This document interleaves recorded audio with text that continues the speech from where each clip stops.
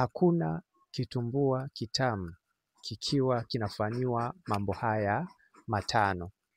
Ni muhimu sana kuweza kufahamu kwamba hakuna kitumbua kitamu endapo kama kitakuwa kinafanyiwa mambo haya matano ambayo nitaweza kuyataja, ikiwa utakuwa unafanya nao. Naam, habari nimeweza kusogezea, hakuna kitumbua kitamu kikiwa kinafanyiwa mambo haya matano. Na maanisha kwamba ikiwa utakuwa unafanya naye mapenzi huyo mwanamke, kitumbua chake kinakuwa sio kitamu. Hii ni kwa sababu huwa kinakosa ladha kutokana na mambo haya matano ambayo nitaweza kuyataja. Ni muhimu sana kuweza kufahamu, kuna wanawake wanafanya mambo haya matano, hawajui kwamba wanakukosesha ladha katika kitumbua chao. Haijalishi wao wazuri kiasi gani, mwanamke anapokosa ladha katika kitumbua chake, huwa inamfanya mwanaume achepuke au amwache huyo mwanamke kutokana na kukosa kwa ladha. Kwa hiyo ni muhimu sana kuweza kujua kwamba kama upo katika ndoa au kama upo katika mahusiano au unatarajia kuingia katika mahusiano ama ndoa, basi ni vizuri zaidi kuweza kuepuka kufanya haya mambo matano. Endapo kama utayafanya, yatafanya kitumbua chako kikose ladha.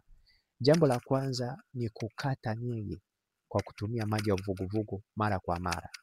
Ni muhimu sana, wanawake wengi wanapenda sana kutumia hii njia ya kukata nyege kwa kutumia maji ya uvuguvugu, wanajikanda. Hii ni mojawapo ya jambo ambalo kama utalifanya mara kwa mara, utafanya kitumbua chako kisiwe kitamu. Yaani kitumbua kitatanuka, hali ambayo itafanya mwanaume akiwa anaingiza ni kama kapi. Kwa hiyo hii itafanya kitumbua chako kisiwe kitamu. Kwa hiyo hili ni mojawapo ya jambo kama utalifanya, kama utakuwa unalifanya, basi fahamu kabisa kwamba kitumbua chako hakitokuja kuwa kitamu. Na pia jambo la pili, kuingiza vitu katika kitumbua cha mwanamke, yani kuingiza vitu katika kitumbua chako ya mwanamke. Unakuta mwanamke anaingiza karoti, anaingiza banana, anaingiza chupa. Hii ni mojawapo ya jambo kama utakuwa unalifanya, ni kwamba utafanya kitumbua chako kiweze kutanuka, hali ambayo kitafanya kikose ladha wakati mnapokuwa unafanya mapenzi na mwenzo wako. Na pia jambo la tatu, kusafisha kitumbua kwa kuweka vidole. Yaani unakuta mwanamke anaingiza vidole, anachokonoa eti anasafisha.